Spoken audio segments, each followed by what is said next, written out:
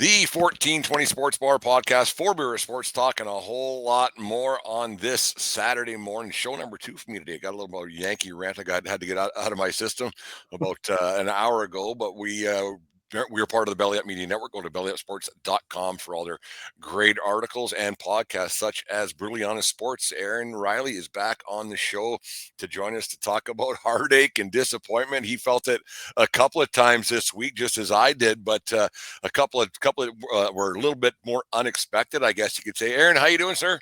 Yeah. I mean, at the end of the day, it's sports, but as you know, we kind of take things, pretty deep sometimes as far as when you take those losses, and I'm not even going to say the great state of Pennsylvania. It's just been loss after loss after. I mean, you name it. Any team you mentioned, they lost. I mean, it's a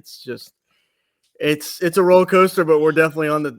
I mean, if we're not on the upswing soon, I don't know what to really point to. So, well, let's go back a week there. And this was really I follow college football just as much as anybody, and it's when you seen the matchup Penn State versus UCLA, and I'm not a UCLA apologist by any means, but because I'm a USC guy, and you see UCLA, it was terrible. To put it lightly, and then you see that 25 or 26 point spread or whatever it is, and you're thinking, geez, that might be being nice.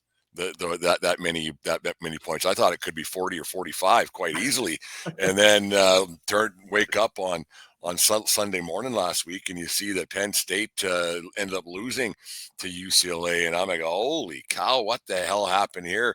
What was the thought process when you first saw, okay, they're playing UCLA, and then they played the game, and then they lose, and like, I want to hear your thought process where because you're a Penn State guy, and Penn State's been known under the Franklin era to lose a game here and there, and then what was your thought process going through that, Aaron? yeah, so for that game, I didn't really make plans or anything to go watch it. I mean, I always tune in some way somehow, but I started out at the gym, and it was almost like it was meant to be for me, because if I would have been home or at even a restaurant, I mean, I wouldn't have caused the scene by any stretch, but I was definitely like extremely frustrated. I mean, I was, the fact that UCLA, and we're not a big stats show or whatnot, but just the fact that they haven't led at any point in any game all season, and they go right down the field immediately. Like, they get the opening kick and they go right down the field, boom, before you know it's 7-0. I was like, yep, that's why not Penn State to allow that. And then, okay, whatever.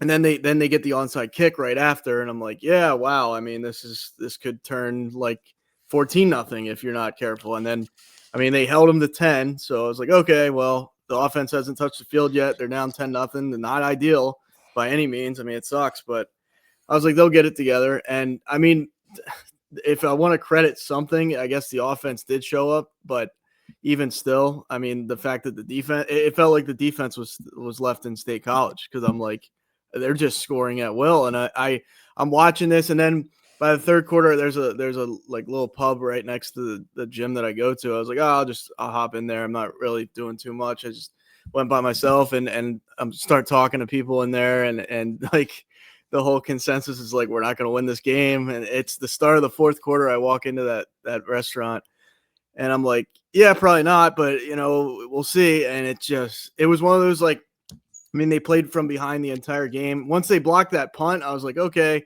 they're going to win ugly, and they couldn't even do that. So, I mean, that was the worst loss I've ever seen them lose. I memean, the Ohio States and the Michigans and the USC and the Rose Bowl, those games, it's like, okay, that team might be better than you, or you have to bring everything to beat them, and you didn't. But this was like, you can't lose this game, and sure enough, they did. That's the thing about college football makes it great. Like, it doesn't happen very often, but it can. And once a team starts rolling a little bit, it's an 18-wheeler rolling downhill, and you can't stop them. And then Penn State couldn't come up with anything to make it stop, and it's crazy. Like, and you go, well, come on, and then it just happens again. It happens again. You get a guy who scrambles, then a turn. Like, it can happen so quickly, and if you don't come in prepared, it's just, you're done. And there's nothing a team can do about it. no matter who the coach might be, you could put Lombardi out there and it wasn't going to change things.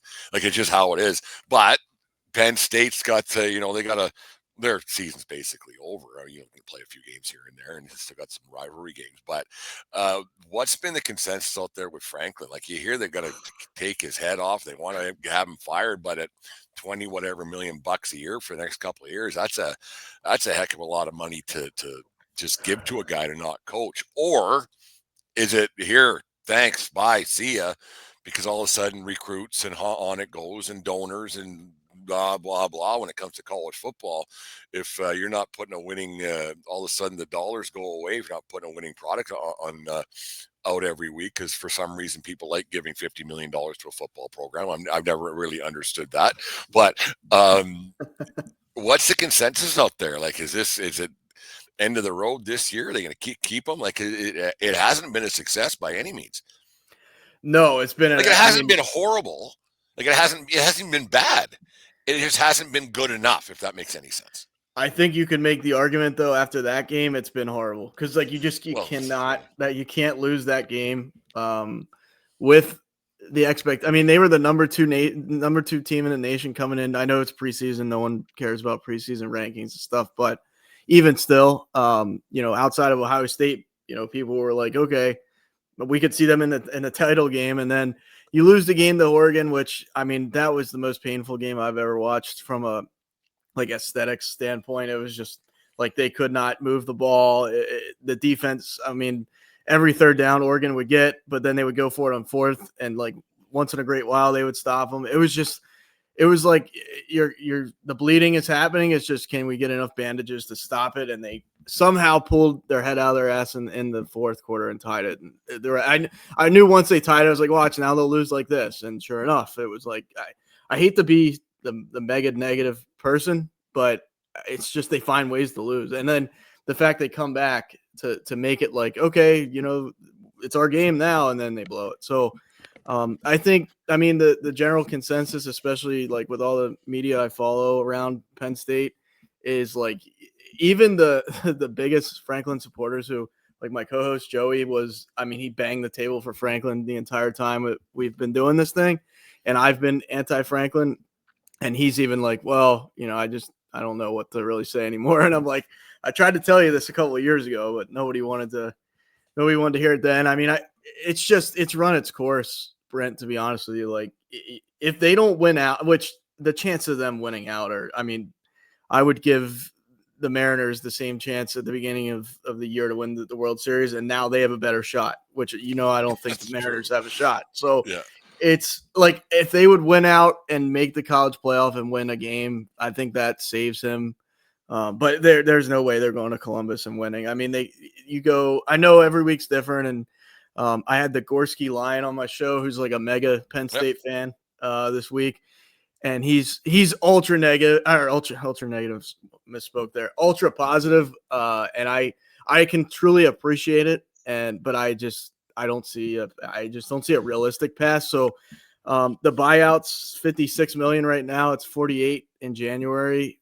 They just dumped $700 million into the football stadium. So now that's the argument. It's like, oh, they're not going to do it now because they just did that. Well, if you have that, I think you can do this. And I don't know. As long as they don't swing and miss on the next coach, I don't want to see I'd prefer not a first-time coach or something like that. But I just, if they bring him back next year, I don't know how you sell that to the fans, because this was supposed to be the year, and last year they choked in the game before the national championship. So it's just a hard sell, and I think they're going to keep him till the end of the season, even if they lose 3 more games at worst or something.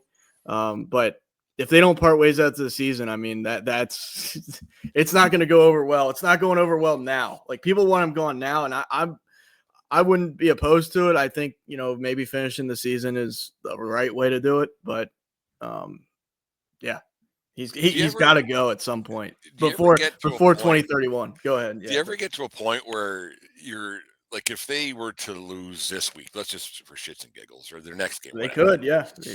And do you ever get to a point where you go, you know what? Good. Now I don't have to be invested. Now it's over. I can have my Saturdays back. I can enjoy some other games, some other stuff going on. I can watch the game with no lofty expectations. I can just enjoy it for what it is because I love Penn State. I love football, but I don't have to have some unrealistic expectation. I don't have to spend X amount of hours a day going through this guy beats these guys and these guys beat like all the different things where you can just sit back and enjoy it and just go, you know what? I like football again. I'm enjoying this again. I don't. I can just watch it. I can cheer for the team to win, and that's it. And there's no unforeseen, lofty expectation that's not going to happen. That just strings you along, puts a hook in your yap, and pulls you along the rest of the way. Where you can just go, you know what? I can enjoy this game. Let's say if like lose this week, lose next week, but beat Ohio State and just beat Ohio State and just say, you know what? That was fun. Like that was great. I enjoyed that. Not sitting there biting your freaking nails off, wondering what's going to happen, mad at everything all week long, and just go, no, you know what? This was okay. So a couple I mean, that's a very. I mean, I can appreciate where you're coming from, but Penn State hasn't won a national championship in my lifetime. They haven't won it since the '80s. So, to me, it's like it's national championship or bust. It just is. And like people will say, oh, well, Penn State's not a blue blood. Like Joey will tell me that all the time. And I'm not trying to disparage him. We just have our disagreements. And I'm like, okay, I get that, but what if you're not trying to go for it? Then what are you doing? Like, what are we doing here? And Penn State, like people look at Penn State as I mean, they were ranked number 2 to start the year. It's not like they're unranked and like I'm expecting them to go from 0 to 100. Like this is a team that's supposed to be at least in the Final Four. I would say, that would be like the kind of the low bar for them. So I mean, to answer your question, Brent, like I'm gonna watch them no matter what because I'm a sick, twisted individual. But that's fine. And like to your point, like Joey told me this on this week's past show. He said you should never root against your team, and I disagree with that because if nothing changes, nothing changes. Like if they would have found a way to gut out UCLA and then they lose to Ohio State by 2 touchdowns, I still think there's no chance Franklin gets canned. Like okay, you lost the 2 games that people probably thought you could lose, even though the Oregon game, I felt like you need to find a way to win that. It's in-state college game days there. They have to travel all the way across country. Like, what's the excuse now, But I'll watch them no matter what. I'll be miserable if they lose. Like, even if the way I look at it is like, okay, I was rooting for UCLA at the end of the game because if Penn State wins, nothing changes, like I said, but I'll like hate watch them. You know what I mean? There's just no other team I can enjoy watch. Like I'll turn games on, but I'm like, when Penn State's like this, like when they're if they lose one more game, I'm going to be depressed. I'm going to be like, okay, college football is over for me. I could care less what Oregon does. I could care less what Ohio State does, Texas or whoever. It's Penn State or nothing for me. So it's like, but that's what I'm saying. Once it's over, and you can just enjoy it. And there's nothing to play for. It's like and I disagree. But that's the thing. Like Deanne laughs at me every year when USC.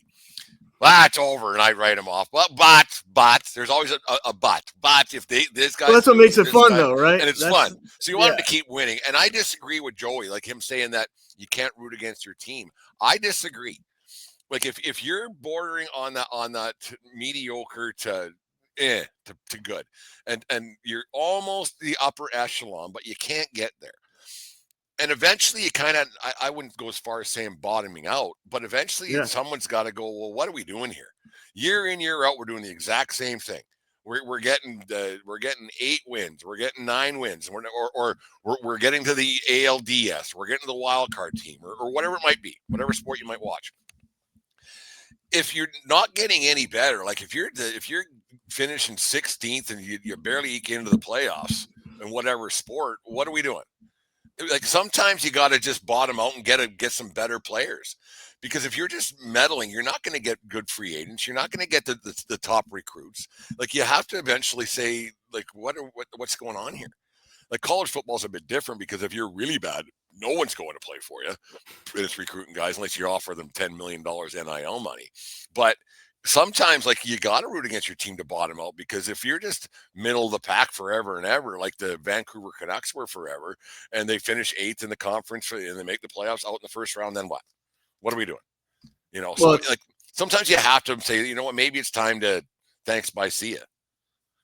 Yeah. I mean, I compare it's a little bit different, but I compare the Penn State team to like the Bills in the NFL. Like how many? I mean, it's every year they're in it. Every year it's okay. The Bills will do it this year. Okay, the Bills will do it this year. It's wash, rinse, repeat. Yeah. And I like that's my thing was the argument was like you should always root for your team, but okay, nothing's like if Franklin's there, like this was their best on paper, in my opinion. Like this was the highest expectations they've had. And I mean, you could argue over a decade, probably, closer to like 15, 20 years. And look what they've done with it. And like at some point I mean, you look at his record, like people say, oh, I don't care about his record in big games because he came through in the sanction era. But even if you look at like post 2017, when he only won one Big Ten championship in 9 years. And like even Michigan in their down years, they finally figured it out and went the whole way. And like, I just think they peaked last year. I think last year was like, if you were going to do it, you were going to do it last year. They're not going to find that again for God knows when. I mean, if ever under Franklin. And I just think it's kind of like the Steelers thing, Jim will talk about like his voice is probably stale by now.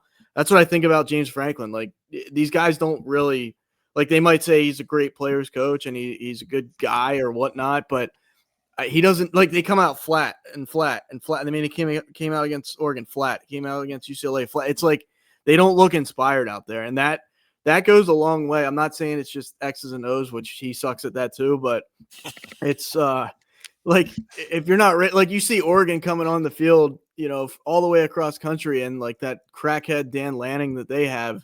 I mean, he gets. You say what you want about the guy, he seems like off something, but he gets them right. Like those, they're ready to run out there and kick somebody's ass. It's like Penn State's like, okay, we're here. Like we've arrived. That's it. Is it time? I don't know how they would get around doing this, but is it time to get rid of the preseason rankings, because teams get rated a little bit high, and then they can still lose a game and then lose 2 games, and you're like, well, how have they lost 2 games and they're still here, because they can only fall so far. Texas hasn't been good. Arch hasn't been good at all. Like probably one of the most overrated quarterbacks in 10 years, probably. And like Notre Dame lost 2, and they're still like, how is it time to get rid of these ranking things? And maybe until week 4, maybe week 5, that's when you can say, okay, here you go. We have an actual sample of work of what these teams actually are, not what they're perceived to be, because it's just perception. You don't know what some high school kid coming out of like some guy playing his first game and he's in his 3rd start. You don't know if the left tackle's knocked up his girlfriend. Like you don't know. You know what I mean? Like, is it time to get rid of these preseason rankings? Because teams seem to coast on these things just because who they're supposed to be, not who they are. Well, that's the thing, and I don't want to make it just Penn State everything. It's just no, like the reason I bring it back to them though is because like you saw it with Ohio State with a lot of seniors on their team last season, and then you saw a lot of seniors on that Michigan team 2 years ago. And they thought like, okay, well, it only mathematically makes sense that Penn State's going to follow suit because like they have the senior quarterback, the O-line. That's what doesn't make a lot of sense about this season is like, it's not like they have a bunch of new guys and they're like, they suck or they can't figure it out at the college level. Like their O-line is horrible this year. And it's the same guys as the last 2 years. It's like, what the hell? Does no one care? Like that's the thing with like the preseason rankings, to tie it back to what you said, is like, okay, well, Penn State was ranked 2 because everybody anticipated them to be this. And then what? Texas was ranked 3 or number 1. No, it's Ohio State, I guess, was 3 and Texas was 1. That didn't even make sense to me either, because I would have given Ohio State 1 because like they won the whole thing. I even though they have a new quarterback, they're Ohio State. Like I'm not going to leapfrog Texas because they have like they fail every year. They're like Penn State of the South. Like they just find ways to lose. When's the last time they did anything? Yeah, like Colt, was it Colt McCoy or Colt McCoy? That was funny you bring him up. That's back in the hurt in that game, mid 2000s. it seemed like Colt McCoy played quarterback for the Texas Longhorns for 13 years. He was just there forever, it seemed. Just because he started as a freshman. He just played forever. Me and my brother used to laugh at that a lot. Colt McCoy's still allowed to play football here. It's crazy. Let's switch things talking about frustration. I'm not talking about the Yankees anymore. Oh man, I was looking forward to that. Well, maybe we will. Maybe we will. I was But like, let's go back to about 8 o'clock Eastern Standard Time on Thursday night. Ground ball to the pitcher, Ryan Kettering. For lack of a better term, any feel for the guy, it was awful. Like as I was watching that play go, like my joints hurt for him. Like I was like, oh, it was so awful. For those who don't know what I'm talking about, make sure you check it out on YouTube or whatever. He took a line drive off the shin, runner on third, and he crapped his pants and for some reason threw it to home plate. Boy, actually didn't even throw it. He shot put it. It was the oddest thing. And he had tons of time to just pick the ball, turn around, throw it to first base. Would have got the guy by 4 or 5 steps. What was Aaron Riley's thought process as a Philadelphia Phillies fan when Kettering crapped his drawers and set a 5-alarm fire in his pants? It's funny. I've watched so many reactions online, and like everybody was like, it was almost like the same reaction from one person to another to myself. I definitely said some expletives on it, in there, and I'm like, what the hell was that? I get it, and like you said, I definitely do feel for the guy. Like he seems like a good kid. I mean, he's a young guy. He's like 24 or something. Like he's a young kid. Yeah. A lot of people are criticizing the manager now, which once again, I don't know. I'm not trying to pat myself on the back. It's just a bunch of these guys I've said years before that I want gone now. It takes everybody else a couple more failures to see that this is going to happen again. So the reason I say that is because like somebody else I listen to or watch keep failing. That's okay. Yeah. I mean, it's the thing is, he sucked with runners and scoring. If they brought him in all year, if there was runners on base, or even if he worked himself into a situation with runners on base, he's bad. So I was like, yep, I already hate this move when they brought him in. I wish they would have went with Tanner Banks. I don't care about the lefty, righty, all that. At that point, you get a guy who can work out of jams, and I've seen Tanner Banks do it a million times. So besides the point, I mean, he pitched well enough to get out of that inning.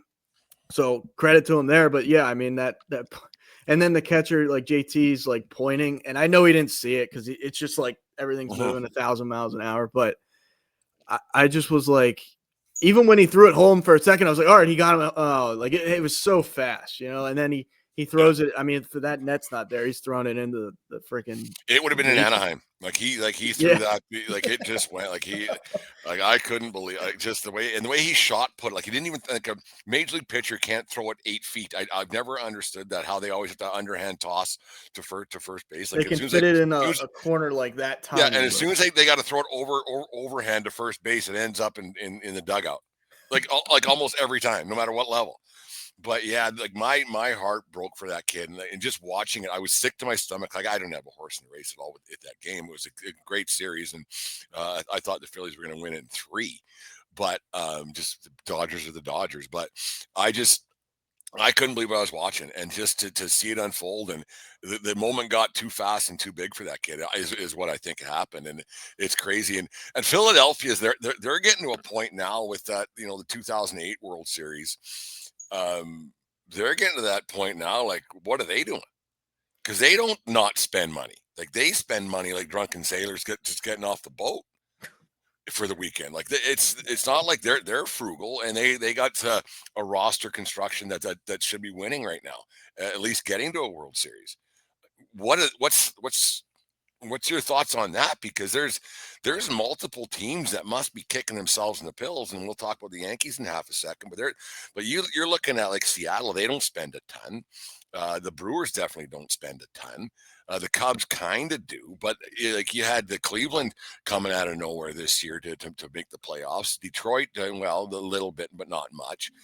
Like these teams that are spending a whack of money, obviously the Yankees and the Mets, another one. All these teams spending all this money, and the owners must be going, what the hell are we doing? Like, why are we spending all this dough? And these guys aren't. and they're winning more games than us. And we'll start with the Phillies. What's going on with the Phillies? Win the division running away, and they get 4 games, and that's it. They're done. Yeah, I mean, and I don't want to make any excuse for any of it. I just think this was my thinking, and I thought the same thing with the Yankees and Jays series. Like, I thought if the Phillies get through the Dodgers, I think they go to the World Series. That's my consensus. Whatever, I could have been totally wrong. I mean, maybe the Brewers sneak through this. I thought the Phillies were a lock, personally. I knew from the get when they, when I found out they were playing the Dodgers, I was like, of course, like, and not to be a pity party, because I mean, you beat them, I think you can beat anybody, and really even anybody from the AL at that point. And I just think the Dodgers are that super team almost. But yeah, I mean, it's my thing with firing the man. Well, even the GM, I'm not in love with the GM, even though he's aggressive to a certain point. But I mean, they never fixed. I mean, they thought Max Kepler would be like the answer in left field. He wasn't. They just kind of like their outfield has been kind of suspect under Dombrowski. Honestly, I mean, I liked when they got Bader. I like him, but you know how that guy is because he played for the Yankees. Yeah. Like if he steps out of his apartment wrong, he's twisting his ankle. He's out for 2 weeks. I'm glad he got rid of the fang mouth guard, though. Like that's like, I mean, he's growing up a little bit. Like that's a bonus, I guess. I did like him on the he was, because I didn't watch him a lot in St. Louis, and then he came to the Yankees. I think he plays hard. Like I think he's. I like I think he's a guy that, yeah, he's a rare in the world of like more Machados and Acunas where they don't run out the ball. Yeah. Like he's a guy he'll run it into the wall. You know what I mean? But I just unquote, he plays the game the right way. Like exactly. There's very few guys that. Yeah, I just think there's very few guys that play the game the right way anymore, and that's a whole other issue. But yeah, I mean, I think I don't know what you do if you keep the GM. I would be more than okay with them moving on from Rob Thompson. He is the most. It's like watching Belichick. It's like, okay, we didn't play good. I think time has passed those kind of guys by. Like I think it's like, because these guys now, like, yeah, you talk about the Machados and the Acunas of the world. You can't motivate them because they got all the money in the world. So you need and if you have a guy like Thompson and like that goes with Harper, and you got these guys, I'm not putting Machado with Machado, but you got these guys who have more money than they've ever thought imaginable, and so what's their motivation? And to have an older guy yell at them or kind of maybe give them grief or maybe whatever, they're probably like, screw you, old man. Like, whatever. They ain't getting rid of me. Like I'm Bryce Harper. I'm whoever. Insert player's name here. So you need a different way to motivate these guys and to get them going. Today's athletes just so different. So different. Like a lot of guys are more worried about how many TikTok followers they got than how many wins they get. Because a lot of guys, they know they don't have a chance to win a championship when the season starts. We've talked about that before. But like this old school coach just doesn't line up with the new school athlete. And that's where, it's so tough. I think it's tougher now than ever to win. Like there's not many sports where guys are winning or teams are winning back-to-back championships. Guys get high in the hog, they win one, and that's it. And they go, well, whatever. I got my championship. I'm going to go elsewhere. And it's just such a different way the game is played, and the way the game is coached, and like how you motivate a guy who's got $400 million in the bank. I don't know how you would do it, like unless they just have that certain thing that clicks in their head. But these old school managers, I think, are gone the way of the dodo bird. And that's like you brought up Belichick and the train wreck he's got going on in North Carolina. Why he would even think about taking that job is ridiculous. Like, how is he going to motivate these kids when everybody's like, you wouldn't have done nothing without Brady, and just how I'm Bill Belichick, I can win anywhere. Well, no, you can't. That's not the way it works anymore. So yeah, and I hope that, but on the other hand, the Milwaukee Brewers got an old school guy, and they seem to be doing just fine. They're one win away from going to the NLCS, but there's such a fine line between the analytics and being a guy's buddy and then being a hard ass, and the way you gotta coach these new school athletes. What's your thoughts on that? Yeah, I certainly agree. I think like Thompson's one of those guys to go back to that is like at least from everything I see. I mean, he could be a hard ass behind closed doors, but he's just like I know because the Phillies have turned into like a Dodgers build of a team as far as like they're giving this guy big money, they're giving that guy big money. They're like they have very few farm products, and I think it's easier as a manager. Like I forget his name, the Brewers manager, drawing a blank, but Murphy, Pat Murphy. But Yeah. he, almost all those guys are farm products. Not a lot are making a ton of money. Like, do you think, to answer your question, kind of with a question, do you think it's harder to like rip into a Bryce Harper who's making 30 million, a Castellanos who's making 25 or whatever, Kyle Schwarber? Like these guys are established players, and like not to disrespect the Brewers, but like they have a hell of a lot of talent, and especially for the money they spend. But do you think it's easier for Pat Murphy to get up there and be like, listen up, you sons of whatnot, and everything else? Because No, I think it is because, like I said, how is anyone going to tell Bryce Harper anything? He's been the golden child for 15 years or more, right? he's a Even transplant longer, too. Like he's you know what I mean? right? It's like I he mean, was their coveted prize to for get. forever, Yeah. and so like, how do you tell him anything? I got a contract. I'm making Fully 35 guaranteed. million. Yeah. I'll buy you. F Yeah, he off. has a no trade like these guys with no trade clauses too. It's like you could be the biggest asshole and like you're stuck with him. Like I've never understood that no trade clause. I've never understood that. And how just to say I'll only sign with you if you're not going to trade me.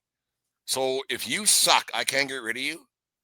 So I'll release you or what? Like I've never understood how that finally, like, who the first agent or player who said, you know what, I want to stay here forever. What if the team sucks? Then you're stuck. yeah, it's I've it's That's like a always lose boggled lose. my mind. Yeah, how many of those really pan out, right? Like how many of those are I'm so glad that guy signed a no trade clause. Like I would like to know because I mean, like I guess Mike Trout, but even like they haven't won anything. Like it's just he sells tickets, I'm sure for him, but like no one. I just feel like no one cares about like Mike Trout. Like no one. If he played in New York or L.A. or even Philly or something, like a team that's relevant, but Yeah. like like that whole no trade clause. You're stuck. You're I don't know. Especially when it's late. Like a lot of contracts are written differently. Like you have a no trade and a partial no trade, and then after year 8 of your contract, whatever it is. But like, why you like? Yeah, no, like yeah, it's easier to get a divorce and just get traded. Like it just like what the hell is going on here? Like just to say I'm here no matter what. I don't have to do anything like that. Rendon out in Anaheim, like you said, making 35 a year, and he's played 8 innings, and they keep having to pay him. It's unbelievable. Like how, like Yeah. we've talked about a number of times. I've talked with people even off podcasts about these contracts and how owners go. Like owners, they're so rich, they're stupid to say, yeah, that seems like a good idea. We'll give you $35 million guaranteed a year. You don't got to play. What? I Well, wouldn't play either. and it's funny though, because like you look at who I mean, yes, the Dodgers are an example of like they figured it out. Um, but I mean, like look at the Padres, how many guys they've brought in on big money contracts, and like it's hard to it's hard to argue against bringing in massive talent and spending the money and being the owner that wants to pull the strings like that. But I mean, you look at like the Brewers. We've had this talk before. It's like, can those teams win? I don't know. Like Seattle, even Seattle. I mean, they've built a hell of a pitching staff too. But it's like you're damned if you do, you're damned if you don't. Because if you don't sign these guys, you have to rely on your farm system to like produce. But like, I think it just goes back to how many of these guys are like the Seattle ownership probably right now. If they lose this series to Toronto, I guarantee they'll still be ecstatic, from an ownership standpoint. Because I mean, how much money are they driving into the Seattle this year? And like That was one hell of a ball game last night. I don't know if you stayed up to watch I that. But didn't. it was I saw bits. it I was like. awesome. It was awesome. Like we went. So I got home a little bit late and didn't feel like cooking, and so we went over to Browns to watch the game, and then it was the 8th when we left, and it was in between, like it's really like 2 minutes away. So I said, well, As soon as this happening's gone, let's get out of here. So just make sure we catch the top of the ninth. And then just kept going and go. It was an unbelievable ball game. Runners on base all over the place. Attempted, like it was old school baseball because they didn't have that ghost runner, that stupid shit. It was really great. Attempted bunts, bad calls. It was awesome. And the place was electric, and that's the one thing, like when I talked about earlier on when I had my Yankee rant, that's the one thing I'm going to miss a lot about the Yankees not playing. And I might get a little bit with the Jays because everybody's so Blue Jay centric here up here in Canada right now, and the wife, and obviously, but everybody's really cheering for the Jays. But I'm going to miss that nervous quietness during a baseball game when you're so into it and your hands over your mouth like this and you're just scared shitless of the next move that's going to happen, but you're so excited about that's the one thing I'm going to miss about the Yankees not going on. But like I said, I might actually just enjoy watching this ALCS, NLCS, and then the World Series. I might not, because I won't be so invested. Like if the Jays can keep going on and people are great and having a good time and watching it, but might be able to just enjoy it and not be like son of a and mad all the time, right? So it might be actually kind of refreshing to just sit back and watch the game. I'm completely lying on that, but that's one thing I'm going to miss is that nervous anticipation of a playoff baseball that your team's in.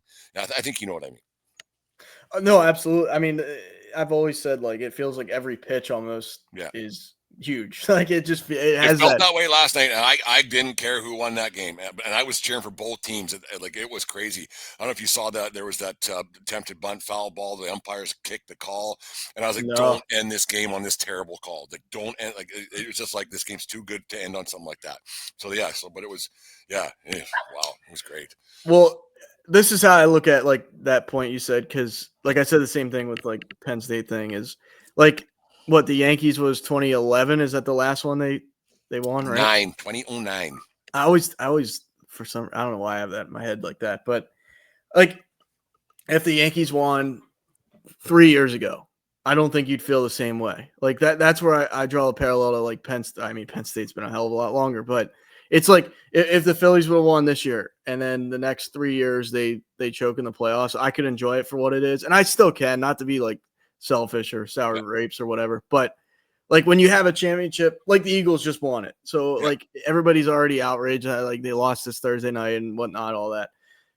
It's like, okay, they just won it though. Like I'm not gonna like my buddy. I think it gives you 5 to 6 years. Five. Like I don't know, I get impatient, but like they can do no wrong. Like you think about the Cubs, they won in what was it, 2015, 16, whatever it was. Yeah, something like that. They probably, because then it was 100 years or whatever it was, so they probably had a 10-year span. Now, like Cubs fans are like, okay, that was fun, but it's a long time ago. Let's not start one of these 85-year streaks again. That's the fear too. I think a lot of fans, so you kind of go, okay, like the Toronto Blue Jays haven't won since '93. Detroit Tigers haven't won since '84. The Mets haven't won since '86. Right, so you're just like, okay, like and so those guys, like, it's expired. And I think the Yankees are kind of the same way. It's 16 years or one, or like I like to say, like I was saying earlier today, 1 in 24 years. That's not very good. That's where like it because I'll tell you, like when your team's out of the race, it's like, okay. Like, and I don't know, like you know how I have a rooting interest in the Orioles. Like if they were in it, that would be sick too. But outside of that, like I don't know. I guess the Brewers I could hang on to. Like I mean the fact that can never remember his name, even though he's a historic baseball figure. But Bob Uecker. Yeah, I like cannot remember his name. I don't know what it is. It's like it shouldn't be that hard, but like I could like root for that, you know. But like outside, like I don't like the Jays. It's like an AL East thing, and I mean I know nothing against you, but I was happy they beat out the Yankees. Like it was. And then you got, Vladdy saying the Yankees lose and all that. Like that was like my brother-in-law. He doesn't watch baseball much, but he really got a kick out of that the Yankees lose thing with he's a pretty funny guy, but like he laughed at that, and he didn't send it to me because I probably punch him in the face, but he sent it to Deanne, and they were laughing about it, and they were like, and that's one thing that's starting to bother me about the Yankees. And I know you've been waiting for it. They're a laughing stock and a joke, and for 2 years in a row now, you've had the Dodgers last year in the World Series celebrating on the field, and then this year you have the Blue Jays running around there, tarps off all over the place. And there's just there hasn't been any type of a response from Yankees management, Yankees players, anything saying that's Bush. Like, they haven't called out the Jays for doing that. The Jays have full right to go on the field. They're full right, but I'm not saying go out and charge the guys and bulldoze them or anything, but there hasn't been any response. And just how people are laughing at the Yankees now, and they're not the big bad Bronx Bombers. They're not the evil empire. They're not the, and I'm not a big George Steinbrenner guy, because people, again, here it is. Steinbrenner's overrated. They fell in. They were awful. They won in 78, did nothing in the 80s. They fell into 4 or 5 players with Bernie, Posada, Pettit, Jeter, and Rivera, and then bought a bunch of guys. Over a 5-year span, in the entire time that the Steinbrenner regime has owned this team, they've had a good team for 5 years. 5. 2009, they bought that World Series by overspending for A.J. Burnett, overspending for Teixeira, and going out and getting CC Sabathia. Those 2 pitchers alone, Burnett and CC, won them a World Series. Other than that, what has the Steinbrenner era, dad and kids, what have they actually done? They fell into the core 4 and Bernie. The rest of this Steinbrenner, he's the boss, the evil empire. It's all a crock of shit. It's the biggest crock of shit put on mankind. It's the you know what the Yankees are? They're that fancy steakhouse where they overpay. You overpay, and you get that little hunk of meat that's that big, and you're still like, well, what the hell did I just pay for this for? They spend $300 million, and it's great on paper. We're trying to win. We're spending $300, highest ticket price in baseball, because it costs more to get in. Because if no business alive would spend $300 million on a payroll if they're not making $500. It's not how business works. The Yankees are a farce. People can listen to this twice. I'm going through the stages of breakup. You're in shock they lost, like when your girlfriend breaks up, and you're shocked. You're like, what the hell just happened here? And then you're sad. Like, you're like, oh, no, I miss her. It sucks. And then you're mad and disgusted. Am I going to get to the point where you give her a text message or a phone call 3 months later at 3 a.m? Hey, you up? I'm at stage 3 right now, where I'm so disgusted and mad that I cannot. It's astonishing that how stupid Yankee fans are. Every single one of us is an idiot for believing that something was going to change. It was going to be any better. Because what they do? Volpe, I can blame this entire season on him. How bad he was. 11 strikeouts in the ALDS. And they keep rolling him out there because they're too scared to admit they're wrong. Or, on the other hand, they're too arrogant to admit that they're wrong about this guy. His body of work is what it is. He's just not that good. In fact, he's downright terrible. Well, there's a lot. I mean, there's a lot there to unpack. I think have at it. We got time. Yeah, I'm here for it. Just don't get me wrong. I wanted, like, that's when you said, we don't have to talk Yankees. Like, I was looking forward to that because, I mean, Well, I want to hear your response. You might not like this too much, but this is like I have so many close friends and just people I interact with that are New York everything. So it's Giants, Yankees, mostly Giants, Yankees. So I never hear that. Like when the Eagles lost this Thursday, I mean, it was like I wanted to throw my phone through the wall. Like, and it wasn't even so much the game. It was just they're relentless. Like they'll send me 50 text messages, like, just being an asshole. And that's where like it like cultivates my Yankee hate a little bit because like I'm like, what do you guys? I hate them now too. Well, it's I'm pawning this shit off behind my head right here. Come and get it. Liquidation sale. I mean, I'm by no means. I'm that mad ex-boyfriend right now. Got dumped. That's what I am right now. Here, take it. Take all this shit. Get out of my eyes. Well, my to make it a little personal, like my brother's a Yankee. He grew up in like the dynasty days and stuff like that, and he was a Yankee. And he still is. He's a Yankee Cowboy fan, and like I always tell him, like he doesn't really just unbearable. No, he's like that's the reason like I don't hate Dallas fans too much. Just because like I always draw it to like who I interact with. Like if I interact with Dallas fans and they're all right, like every Dallas fan I've interacted with was fine. Like every one of them, like they give me shit here and there, but it's like it's fun. It's not overbearing. Like these Giants fans that I'm around, it's just they don't ever shut. Like they win one game, they think it's the Super Bowl. But to your like, I just draw the parallels to the like Dallas and the Yankees because it's like okay, they get all the press, they get all the notoriety, they get this, they get that.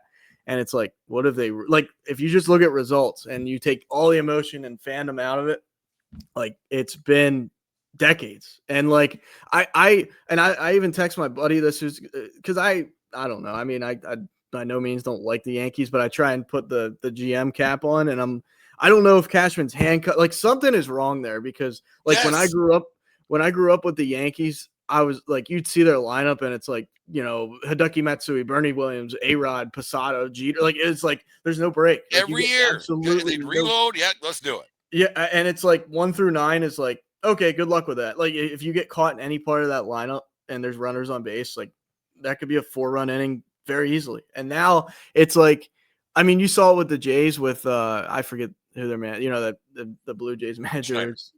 Yeah. Start spreading the news, bitches. That guy. I did. I mean, that was funny though. But not to kick you while you're down. Not the Yankees now. Oh yeah, way to go. Yeah. But no, I always admire it. I fear the Yankees. Like if the Yankees, like I said to my buddy, it's the same thing with the Jays. I just whoever got through that series, I think goes to the World Series. That was my assumption. So like as much as I don't want the Yankees to win, I was like, okay, well, lesser of the two evils, I guess. I don't like the Jays either, but. My point being is like if you look at the Yankees, like Schneider, you bring it back to that is like okay, you pitch around Judge. Stanton had an awful postseason, which that usually is like something you can point to. Like okay, well he might not be the most dominant regular season guy, but he'll show up. And like you didn't have that. Stanton was great a lot in the last few years, absolutely. Yeah. I just like the Yankees don't make sense to me. That's the like. If I'm a Yankee fan, like I'm not saying you can buy yourself a championship. Look at the Mets, but they're the Mets. They just don't have a winning culture. Something is wrong there. They're the Mets. There's something in the water in Queens or something. Like there's just something not right there. But with the Yankees, like to me, it's like they're almost like Ohio State. It's like they win all the time.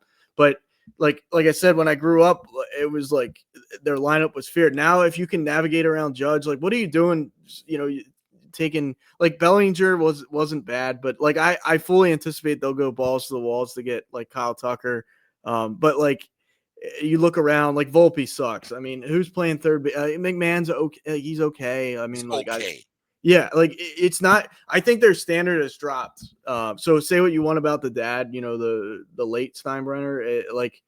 Their standard of like excellence, I don't think is there anymore because you look at their lineup and it's like I don't fear that. Outside of Judge, it's like okay, Bellinger is decent, but like their catcher's not. I mean, Austin like Ben Rice. It's just a bunch of like whatever blah. Just like guys. I don't know.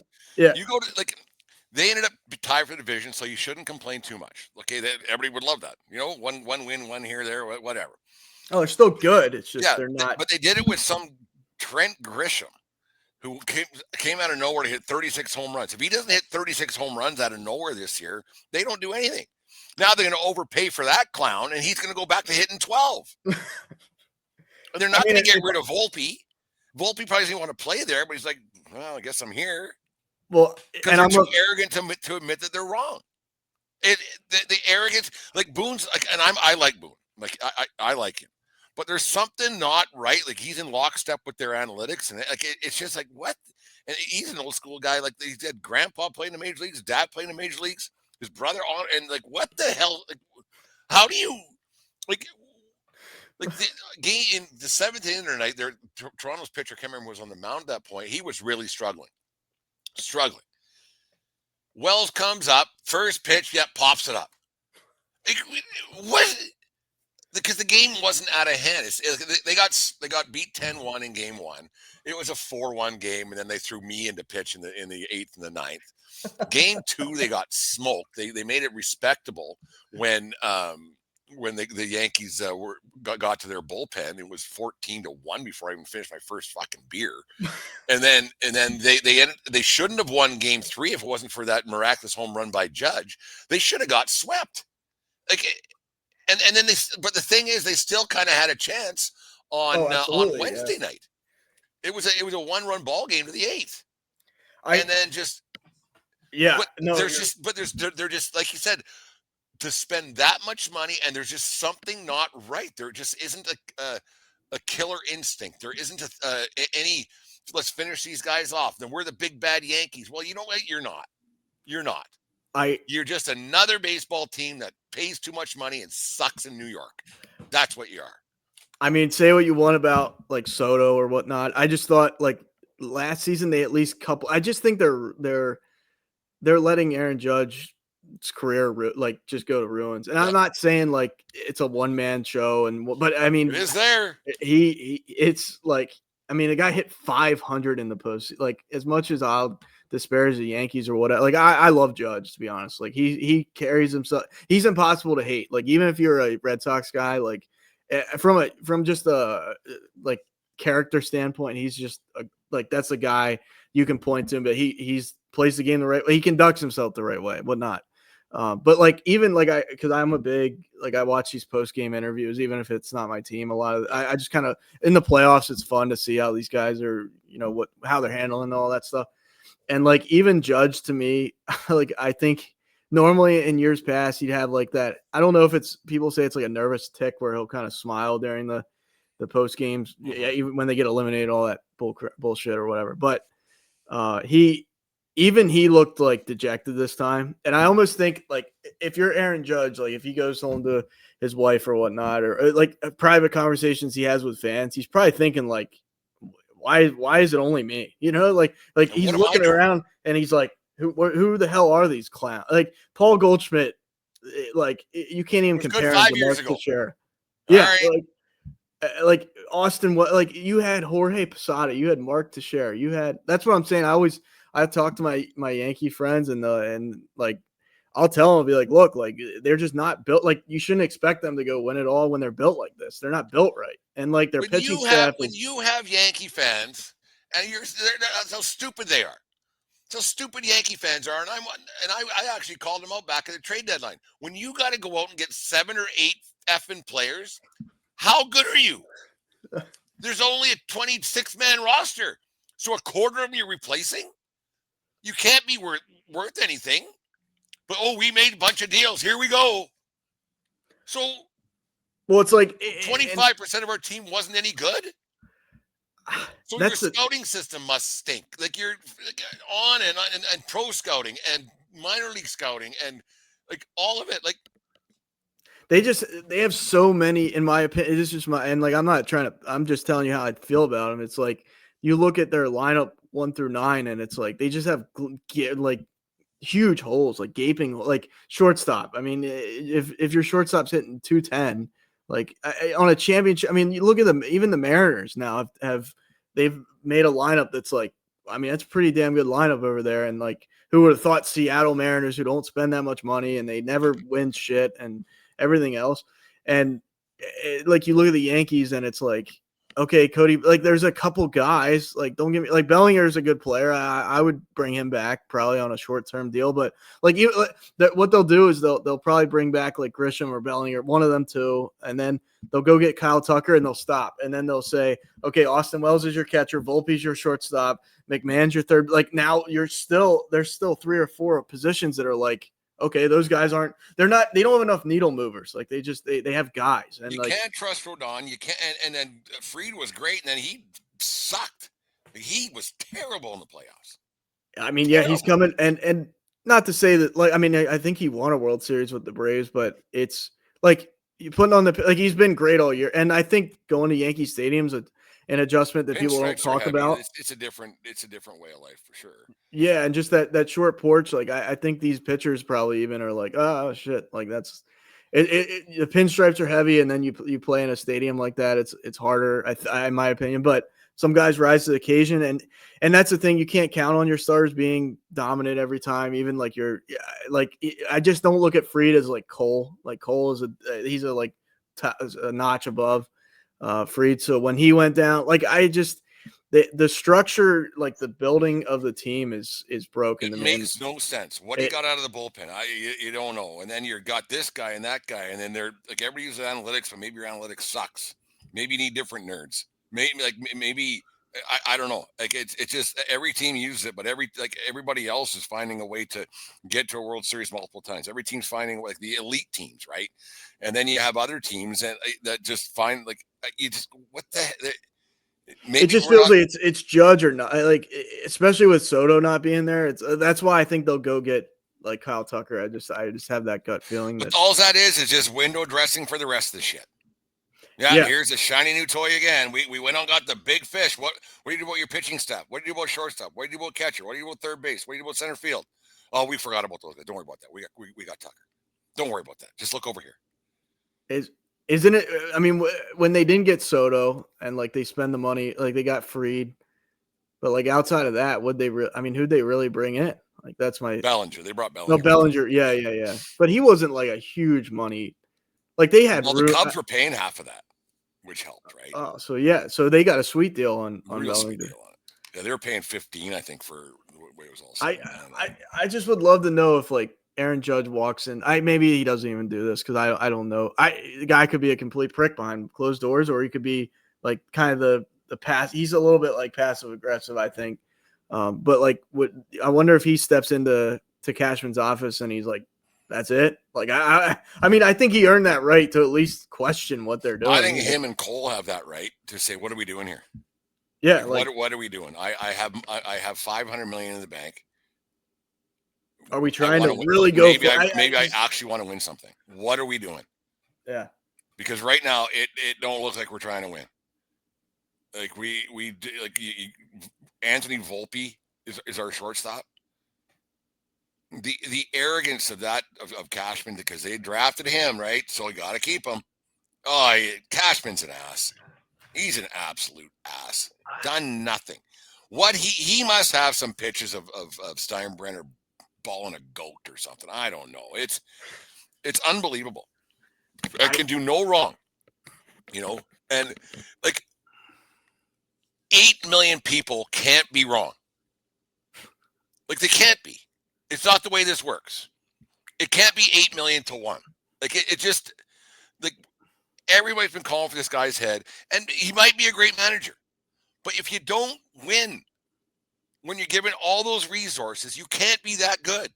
When you've spent how many billions of dollars, billions on payroll, and have won World Series in 25 years, billions. I really wonder, because this like brings me back to like other organizations and teams, because I try and think of like trust me, with Penn State, I'm out on Franklin. Are there more issues within like the Penn State, like the NIL and all this other shit that we don't have any idea about? Probably. There probably is. Like I'm not going to sit here and be like completely it's his fault 100%, nothing else. Okay, but like I often wonder that with Cashman, like is he handcuffed by like their organization? Like is it one of those things like, okay, I want to keep Soto and we should give him the luxury suite or whatever. And I'm not even saying that would translate to wins, but like is it like he's overruled by other people and like it's the Yankee way? Like we know better than you, because he's the one making the decisions. He's the one making the rules. Do you think he has like that autonomy though? Oh yeah. Okay, because I don't think Boone does. I think Boone's like told. I think Boone's a messenger. Just a body jumps in. Yeah, he's like like any Cowboys coach that's in there. If Jerry Jones is like, listen to Jerry Jones. Yeah, that's what I think it is. Like I like you see. I even think like not Pittsburgh. It's not a good example, but they won't fire Mike Tomlin because like that's their stand. They're cool with that standard. Like there's just like organizational. I think it's so much deeper than like my thing was like if they fired Cashman and brought in another GM and it looked like this again, that's how you would know that like it's the organization. Like that's where like the Mets are run so wildly, but it doesn't work. Like I thought that would work. Honestly, I thought like I was like, holy shit, they got Soto, they got this, that. But these teams, especially in baseball, I think third worst team in baseball from June on, the New York Mets. I think like baseball is like I'm not saying this is all of it, but like you gotta because I've said it for years about the Phillies. You watch them and it's not a team. It's like Castellanos is trying to hit a home run. Talking to my wife because she was like, "Don't play like a team." I said, "It doesn't work that way." Apparently, it does. It's just like you see it though. Sometimes you see teams and fuck, I hate when she says this. They're not playing like a team. That's not everything, though. I'm not saying that's everything. I know it's not. She also says Ty goes to the runner, so what does she know? But it's they don't play like a team, and you look at that Blue Jays team, how they're playing for each other, and they're having a good time, and Vladdy stepped up, and then the next guy up, and that Yusevich kid comes in, and he's unbelievable, and then he's hanging out with Gossman in the bullpen, and they seem to be a cohesive unit. And the Dodgers just keep doing Dodger things, and they had an off year. They had an off year by Dodger standards, and they're back in the NLCS. So that cohesiveness matters a lot. You can't just keep grabbing players and hoping for the best. It doesn't work. It doesn't work. And that's what the Mets got. That's what the Yankees got, and apparently that's what the Phillies got. You got to grow from the inside and out, and then make some kind of have an organizational cohesiveness. Like you said, like I listened to Michael Kay show a little bit this week after the Yankees lost, and he's at a loss too. What's the problem? And nobody can pinpoint it. Well, here's the problem. What they're doing doesn't work. What that is, I don't know, but what they're doing isn't working for a very, very long time. Really, for a long time. If you'd go like and people because they're stupid. If you told people that the Yankees won one World Series in 25 years, they'd say you're out of your mind. They would. Well, come on, 1996. That's 29 years ago. Then it's 28 years ago. So there's one in 25 years. If you told people, because people still live on the Jeter, the glory, and it's great. It's great to look back on it. Put it on. It's fun to look back on it. One of my favorite World Series of all time is that World Series they lost in 2001. Unbelievable drama. Haven't done a thing since. One World Series. The New York Yankees. Who's the dumb one? The fans? It makes you so. I don't know if it's like that's why because I mean you can say the Dodgers have more talent than the Yankees and this and that, but like they're comparable. I think from like they have the huge market. They go and buy players. Like they align things similar. And like, why are they? I know the COVID World Series. I mean, whatever. If you want to give them a lot of credit, but two chips and not a long period of time. Like, what are they doing differently than? Is it like a philosophy? Because I don't think like Dave. I mean, I saw Dave Roberts make a lot of bad moves in the Phillies series. Almost handed them the one game. So I don't think it's just managerial. Like there's so many aspects to it, but I think like something that's wrong with the Yankees is like they rely on. I mean, like you said, if Trent Grisham didn't have a good year, like outside of Judge, it's like at least the Dodgers are like Trent Grisham is your savior. If he's your second best hitter, there's a good chance you should have finished third or fourth in the division. I didn't even see that coming either because like no one does. I didn't know who he was till this year. Yeah, like he was. I think he was on the Padres or something. I forget what team he was on before, but yeah, he came across in that deal. Yeah, I think so. Yeah, and I was like, that guy sucks. Like I used to think that, and I'm like, and then you look up this year, he's like over 30 home runs. Like he's always. Right? They signed him as a. Because I've heard people talk about it, like they've signed him as, like he's a defensive first guy. Like he can come in late innings, play good defense, and make that catch at the warning track that. Whoever else, but then you go back to like because I heard you and I can't remember the younger guy, Yankee guy, Ryan, the captain's corner, Captain Corner, Ryan, talking about how like Dominguez was like talked about such a, he's going to be the next like Aaron Judge. Like he was almost like a baby Bronx Bomb or whatever they called it. And like you said, I was laughing my ass off when you said, I haven't even seen that. Like there's a guy as at the bar before that during the games. Like you might as well. And then that insult to injury on Wednesday night, they put him to hit for Volpe in the 9th. Hasn't hit since September 21st, I think. Hits a double. Wow. Like, what are we doing? It's almost like, well, you can't play him at short, but then you can't play him in the outfield because he's a liability. So it's like, do you DH him? But then you take Stanton out, who you thought he would find it at some point. You just absolutely didn't. But I just like the Yankees are not short on resources. Like you said, they're not like, why do they sign Paul Goldschmidt? Why do they sign Trent? I mean, give them credit. They saw something in Trent Grisham, or it's a contract, like you said, maybe it's like he could be dog shit next year, and then it's all for nothing. But I just don't get. It's like they don't have the urgency, and like that's where I look at like Aaron Judge, and he like, is he thinking? I mean, I'm sure he loves being a Yankee, and New York City's awesome and everything else, and it goes and goes. But is he sitting there like, damn, what if I would have signed with, whoever, right? Like the Padres. San Diego was right there. Like he went down to the final hours for San Diego and San Francisco. He signs in San Diego. It's a lot warmer, and they've been a playoff team. Is he what puts them over? He with that lineup. I mean, you look at like I know Bogarts hasn't been but you look at that lineup. Like you compare apples to apples at Padres Yankees lineup, and like all the moves. I mean, that GM just put his nuts on the table at the trade deadline. Like that would have been crazy. I'm not saying they would have won or not, but like you insert. I mean, they took the Orioles' two best hitters. Both those guys were hitting around 330 bombs or whatnot, with Laureano and Ryan O'Hearn. You brought, you got Tatis, it's just like that lineup is insane. And then you couple that with Aaron Judge.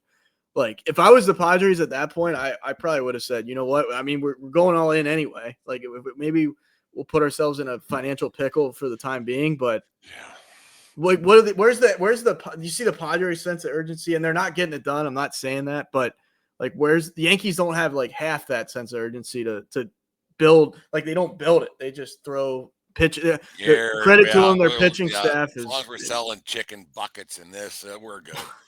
And then we got and this we'll get out of here.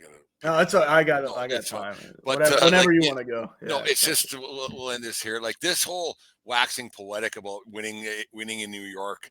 It's like nothing else. You'd be a legend forever. If you win one in a place that's never won one, you are the man. They'll be naming schools, streets, strip bars, whatever after you. With the Yankees, just be another guy, another one who won a world championship. So that whole thing, if we win once in New York, he'll be a legend. The guy's going to the Hall of Fame already. Judge, Grisham will be forgotten even if he went off in the postseason. Nobody cares. Who played left field in 1996 for the Yankees? Yeah, Shane Spencer. What's he doing now? He's not remembering. Assistant hitting coach for the Bellevue Bulls High School. Whatever. Like this whole the Yankee way, the Yankee this, the Yankee tradition, on and on. Pinstripes 27. Enough of looking in the past. Look forward. And the fans who have been duped about all this crap, and I'm guilty, but I'm over it. I'm that jilted boyfriend, that ex-boyfriend who don't give a shit anymore. Do something now. Do something now, because it's enough. Enough's enough. Where is it going to be? I mean, what was really funny too was this really kind of tells you a little bit, I think, into the Yankee organization or whatever, because they asked Boone, are you plan on being back or whatnot, and he's like, I'm under contract, basically saying I got a contract. Yeah, like basically saying I'm not, like, because I'm under contract, they're not going to fire me. Like that even is like, okay, that shows you they don't have. So you're trying to save money. You're trying to save $5 million. Well, and not only that, it's like when he said that, I was like, okay, so like there's no real pressure. He's if he's told he's under contract, he's not getting fired. Like there's never been anybody under contract for his actions. There's no nothing. It's like, okay, he's under contract, he'll be back. Like we lost, and like he's like, I'm under contract. Like No, it's not. We lost, and we didn't get it done, and I'm a little bit afraid because we didn't get it done that I'm coming back. No, I'm under contract. Like, I was like, wow, that's a little telling. I think that's exactly the problem. That's exactly the problem. No accountability. Well, and like I don't want to keep you too, but it's the same thing with like the whole Franklin thing. Like if Penn State lost to Oregon and Ohio State this year and lost in the playoff, their ticket prices are higher than they've ever been. Their attendance is higher than it's ever been. From a business standpoint, they're like, cool. We don't want to because if you shake things up and you bring in like Dabo Sweeney from Clemson or something, and then you suck even worse. And you go 7-5, and like the attendance is down 60%. They're going to be like, fuck, we messed up. You know what I mean? Like, like that was a colossal mistake. So with Boone, you're going to play, like with Cashman and Boone, it's playoffs. It's guaranteed. I mean, get a couple because they got the 3 home games in the wild card, and then they got the one. Well, they end up getting 2, 5 playoff gates. Pretty good chunk of change. The Yes Network's never getting shut off. Like, they're making they want to win, but they want to make money even. But the thing is, they'd make more. These organizations are scared to risk things because they don't want to make less money, but they could make exponentially more money if they made a better move. But I'm at that point right now. I don't know. Like I said, we're pawning this shit off this week. Buy it back for twice the price next year, but whatever. Anyways, Aaron, good fun on a Saturday here again. What do you got going on for the rest of the day, and how's the podcast going? You guys? We've been. Thankfully, shout out to Belly Up for getting me back in there after our little squam. But we've been chugging along. I've been trying to throw different guests on there and everything else. So I've been enjoying it though. I love talking sports as you do. So just got things, a couple like work things. It's not going to be a relaxing day, but that's okay. I'll just catch Penn State at some point and juggle everything else. So I got we're gonna watch that Brewers game down here, and the wife wants to watch the Maple Leafs for some reason, and then the USC Michigan game is on tonight. I think USC has a shot at that one actually. I'd love to see that. I'd love to see USC win. I think USC's got a pretty good shot. They have a very athletic quarterback, and their wide receivers are really good. So you just never know. Anyways, give me just in case we don't talk before then, we won't. Are the Brewers going to pull through, or the Cubs going to squash there? Because that's a rivalry within itself. That's huge, especially with Counsell leaving because he's a hometown boy and he went to Chicago to their nemesis. I think the Brewers find a way at home to win tonight. They've had too good of a season, and eventually the Cubs will revert to being the Cubs. I mean, they're the Cubs, right? If the Brewers do in fact lose, though, that will be. Because just jumping up the way they did, they ran like. The best record in baseball. Like you can't lose. And that's the thing with the Brewers. If not now, then when? This might be their only chance, right? And they've never won a World Series. So and like just the way they looked all like it's just one of those like okay, you are up 2-0 now. It's almost like the Cubs are playing with house money. So I totally see. Like it's such a. I don't know. I really. That's a coin flip. It should be fun to watch, though. Hopefully it doesn't go 16 innings like last night's game. I was tired. I'm old, Aaron. I don't see it being I don't know though. That series has been back and forth so much. Yeah. It's could be a blowout, but hopefully not. Either way. There it is. Okay, thanks for coming on, man. We'll do this again soon. We'll talk, I'm sure, a little bit more when Penn State loses again. You'll be crying into the wind, and I'll be crying into my beer about the Yankees still, and it's just one of those things. Anyways, the 1420 Sports Bar podcast for Beer Sports Talk and a whole lot more brought to you by SeatGeek. Go to SeatGeek.com. Use the promo code BellyUpSports. Save yourself $20 on your first purchase. And remember, it doesn't matter where you are.